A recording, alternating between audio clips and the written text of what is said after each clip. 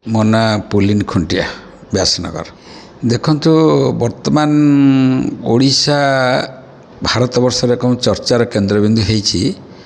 ବିଶେଷ କରି ଆପଣ ଦେଖିବେ ଟିଭି ଖୋଲିବେ ସକାଳୁ ପ୍ରଥମ ନ୍ୟୁଜ୍ ବାହାରିବ ଧର୍ଷଣ, ବଳାତ୍କାର, ହତ୍ୟା। ଯେଉଁଥିପାଇଁ ବର୍ତ୍ତମାନ ଲୋକ ପୁରା ଭୟଗ୍ରସ୍ତ ଅବସ୍ଥାରେ ଅଛନ୍ତି। ଓଡ଼ିଶା ଜନସାଧାରଣ ନିଜକୁ ଆଉ ସୁରକ୍ଷିତ ମନେ କରୁନାହାନ୍ତି। ଉତ୍ତରପ୍ରଦେଶଠୁ ଟପିଗଲା, ବିହାରଠୁ ଟପିଗଲା, ବର୍ତ୍ତମାନ ଭାରତବର୍ଷରେ 1 ନମ୍ବର ସ୍ଥାନ ବର୍ତ୍ତମାନ ଓଡ଼ିଶା, ଯାହାକୁ ନେଇକି ବର୍ତ୍ତମାନ ସମାଜରେ ଗୋଟେ ସାମାଜିକ ବିଧି ବ୍ୟବସ୍ଥା ନଷ୍ଟ ହୋଇଯାଇଛି। ଆଇନ ଶୃଙ୍ଖଳା ବିପର୍ଯ୍ୟୟ ହୋଇପଡ଼ିଛି।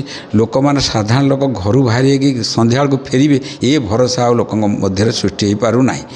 କିନ୍ତୁ ଏଠି କାହାକୁ ଦାୟୀ କରିବା, ସାଧାରଣ ଲୋକ କାହାକୁ କହିବେ?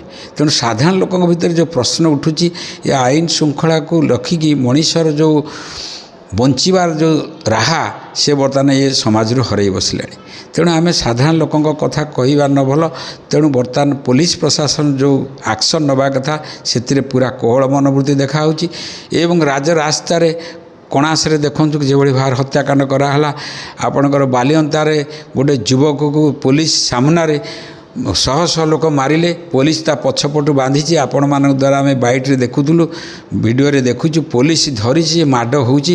ଇଏ କି ପ୍ରକାର ଶାସନ? କାହାକୁ କହିବାକୁ ବର୍ତ୍ତମାନ ଲୋକ କିଏ? ସାଧାରଣ ଲୋକଙ୍କର କାହାକୁ କହିବେ? ସାଧାରଣ ଲୋକ ବର୍ତ୍ତମାନ ଅସହାୟ, ଯେଉଁଥିପାଇଁ ବର୍ତ୍ତମାନ ପୋଲିସ ପ୍ରଶାସନ ଉପରୁ ଭରସା ତୁଟି ଯାଇଛି। ପୋଲିସ ଆଉ ଲୋକଙ୍କ ପାଇଁ ପୋଲିସ ନୁହେଁ, ତାଙ୍କ ନାରା ବଦଳି ଯାଇଛି। ତାଙ୍କର ଯେଉଁ ନାରା ଥିଲା ପୋଲିସ ପ୍ରତ୍ୟେକ ଘରେ ପହଞ୍ଚିବ, ପ୍ରତ୍ୟେକର ସମସ୍ୟା କରିବ, ସେ ଆଉ ନାହିଁ। ଇଏ ବର୍ତ୍ତମାନ ବିପର୍ଯ୍ୟୟ ଅବସ୍ଥା। ତେଣୁ ଏଥିପ୍ରତି ସରକାରଙ୍କର ଦୃଷ୍ଟି ଦେବା ବହୁତ ଜରୁରୀ। ନହେଲେ ସାଧାରଣ ଲୋକ ଯେତେବେଳେ ତାଙ୍କର ନିଜର ଆଭିମୁଖ୍ୟ ପ୍ରକାଶ କରିବେ ତାର ଉତ୍ତର ରଖିପାରିବେନି ସରକାର। ତେଣୁ ସରକାରଙ୍କୁ ଆମେ ଅନୁରୋଧ କରୁଛୁ, ଏହାର ବିହିତ କାର୍ଯ୍ୟାନୁଷ୍ଠାନ ନିଆଯାଉ, ଦୋଷୀ ବିରୁଦ୍ଧରେ ଦୃଢ଼ କାର୍ଯ୍ୟାନୁଷ୍ଠାନ ନିଆଯାଉ। ଆଖି ଦୃଶିଆ ଆଇନ ଯେଉଁଭଳିଆ ଆମର ଭାରତବର୍ଷରେ ଅଛି ତାକୁ କାର୍ଯ୍ୟକାରୀ କରାଯାଉ। ଆ ଦ୍ୱାରା ସାମାଜିକର କୌଣସି ପ୍ରକାର ଲୋକଙ୍କ ଉପରେ ଭରସା ଯେଉଁ ଅଛି ସେ ଭରସାଟା ତୁଟି ନ ଯାଉ, ଏହା ଆମେ ସରକାରକୁ ଅନୁରୋଧ କରିବୁ। ଏବଂ ସାଧାରଣ ଲୋକ ହିସାବରେ ଆମ ଭିତରେ ଯେଉଁ ଭୟ ସୃଷ୍ଟି ରହିଛି, ଭୟ ସୃଷ୍ଟି ହେଉଛି, ଆମେ ଏଥିରୁ କେମିତି ନିବୃତ୍ତ ରହିବୁ ସେଥିପ୍ରତି ସରକାର ଦୃଷ୍ଟି ଦେବା ନିହାତି ଆବଶ୍ୟକ। ନା, ସେ ମଧ୍ୟ ସତ୍ୟ।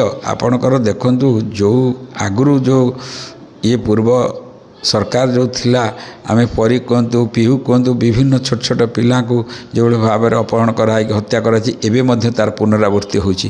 କାହାକୁ କହିବା? ସେଥିରେ ଯାହା ଥିଲା ଆଠୁ ଏଇଟା ଆହୁରି ଅଧିକ ହେଇକା ଚାଲିଛି।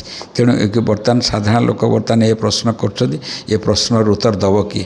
ଏ ରେସ୍ପନ୍ସିବିଲିଟି କାହାର? ଏ ଆକାଉଣ୍ଟେବିଲିଟି କାହାର? ତେଣୁ ଏଠି ବର୍ତ୍ତମାନ ସମସ୍ତେ ଦ୍ୱାହି ଦେଇକି ଚାଲିଯିବା, ଖସିଯିବାର ସମୟ ନୁହେଁ, ଏଠାରେ ଆକ୍ସନ୍ ନେବାର ସମୟ, ଆଇନକି କାର୍ଯ୍ୟକାରୀ କରିବା ସମୟ। ଏବଂ ପୋଲିସ ଉପରେ ଯେଉଁ ଭରସା ଥିଲା ସେ ଭରସାଟା ଫେରି ଆସିବା ଦରକାର। ତେଣୁ ପୋଲିସ ଯେଉଁ ନିରପେକ୍ଷ ତଦନ୍ତ କରି ଦୋଷୀକୁ ଉଚିତ ଦଣ୍ଡ ଦେବା ପାଇଁ ଆମେ ଅନୁରୋଧ କରୁଛୁ।